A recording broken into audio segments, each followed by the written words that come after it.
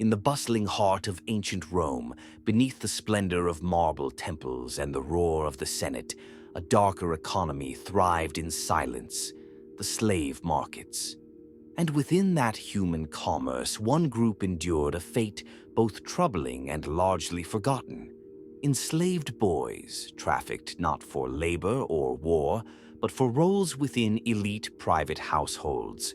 What would it mean to be a delicatus, a term the Romans used for a favored young male slave, often selected for his refined appearance and demeanor? To the crowd in the Forum or the elite circles of Palatine Hill, these boys were viewed as property, no different than furniture or livestock. Public auctions were held in locations like the Forum Boarium near the Tiber River, where enslaved individuals stood on platforms with placards listing their origin, skills, and physical condition.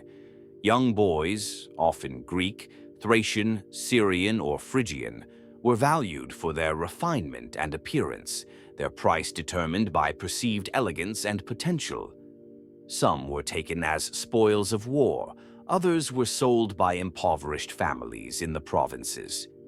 The Roman satirist Juvenal, writing in the 1st century CE, mocked the elite's excesses, declaring, "A curly-haired boy costs more than a farm." His words exposed not just indulgence, but the empire's moral contradictions, where human lives were traded alongside cattle and grain. Once purchased, the life of such a slave became one of constant oversight, training, and restriction. Those destined for domestic roles in elite households were often subjected to strict discipline, and their days were spent grooming, performing, serving, or simply maintaining appearances. In the private quarters of Rome's elite, where senators plotted and poets recited, these boys lived under tight control in luxurious but confined conditions. The Roman Empire did not merely tolerate this system, it institutionalized it.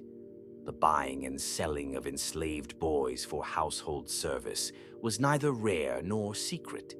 It was part of the luxury economy of the imperial elite. And yet, this was only the beginning. For the most highly valued among them, the situation intensified, because for the emperor's household, ownership was not enough. Control had to be absolute, castration as control, the imperial court's secret practice. To the Roman elite, power was not merely exercised through conquest and law. It extended into every aspect of life, including the domination of enslaved individuals within the imperial household. Nowhere was this more evident than in the use of eunuchs in the Roman court, enslaved boys and young men whose altered status symbolized submission, hierarchy, and exclusivity. Within the imperial palace on the Palatine Hill, eunuchs known as spadones served as slaves to emperors and nobles. These were not isolated practices, but reflected Rome's complex relationship with Eastern customs. Though Roman writers often criticized eunuchs as symbols of Eastern effeminacy, the elite continued to employ them, particularly those from Parthia and Asia Minor, highlighting the contradictions within Roman cultural ideals. Historical records suggest that castration, though technically illegal under the Lex Cornelia, was at times carried out to preserve certain physical traits favored in elite circles. While Roman medical texts avoid describing the procedure in detail, later sources refer to painful and dangerous methods. Many enslaved individuals reportedly suffered severe consequences due to the lack of effective medical care. The contradiction in Roman law is striking. While castration was formally banned, enforcement was inconsistent, especially when elite households were involved. As the empire expanded, so did this contradiction. Enslaved boys from regions like Cappadocia, Galatia, and Syria were brought into Rome and became symbols of wealth and imperial reach. Inside the imperial household, these enslaved youths were stripped of autonomy and subjected to constant control.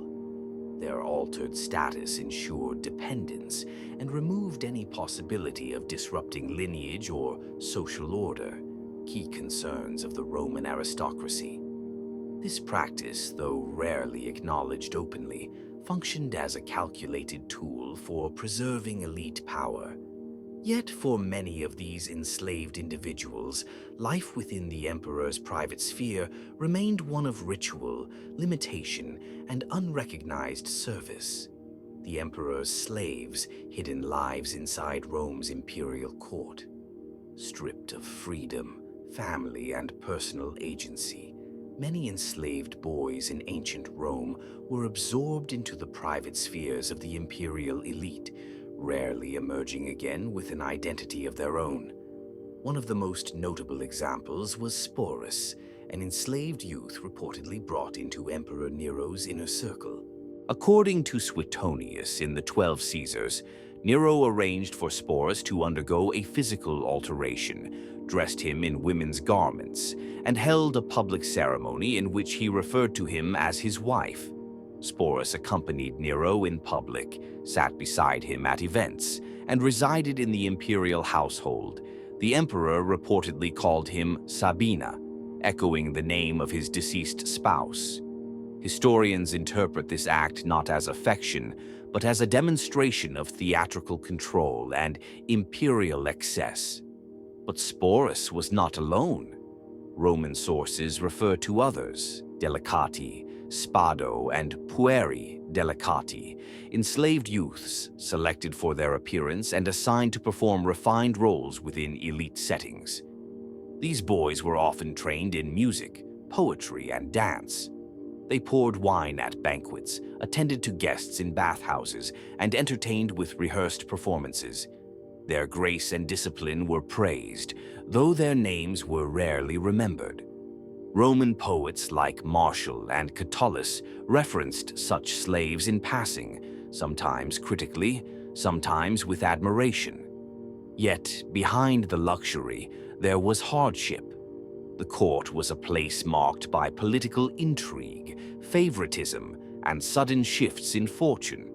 If a slave fell out of favor, or worse, was seen as disloyal, they could be beaten, imprisoned, or killed without consequence. Suetonius recounts that under Emperor Tiberius, the villa at Capri became associated with troubling rumors. While such accounts may carry political bias, the consistency of these reports across sources suggests real concerns about abuse of power. What made their lives especially tragic was the paradox of high visibility and complete voicelessness. These enslaved youths were displayed as symbols of wealth and refinement, but held no true agency. They could reside in marble halls and sleep on golden couches, yet remained under strict control. Roman society, deeply concerned with status and image, viewed their condition not as a flaw, but as a reflection of elite privilege. To be such a slave in the Roman Empire was to live near the seat of power, but to remain powerless. Admired and utilized, yet never truly free, their lives were carefully crafted performances designed to reflect the values of a society that saw elegance and domination as inseparable. Rome's commerce in enslaved boys revealed an empire where refinement concealed exploitation, and political supremacy was enforced through control over human lives. Practices such as physical alteration, public display, and forced obedience reshaped the dynamics of courtly power, and still serve as warnings today of how unchecked authority can deform the human condition. Their fate reminds us that even the most sophisticated societies can hide cruelty behind art, law, and ritual. How might the muted testimonies of these eunuchs revise your view of Roman greatness? Comment below. As Juvenal asked, quis custodiet ipsos custodes? Who will guard the gods themselves? In the bustling heart of ancient Rome, beneath marble temples and palaces, power and cruelty walked hand in hand. The stories of enslaved boys reveal how even the mightiest empire concealed suffering beneath grandeur.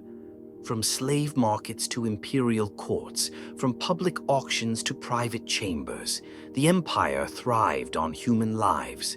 The delicate balance of elegance and domination shaped a society admired by history, yet shadowed by cruelty. Behind every marble hall and golden couch, there were voices silenced and lives reshaped forever. The empire's refinement could not hide its contradictions. Laws ignored, customs bent, and people turned into property. Rome's greatness was undeniable, but so too was its cruelty. Even the most sophisticated societies can deform the human condition when power goes unchecked. History demands we remember not only emperors and victories, but also those whose names were never recorded.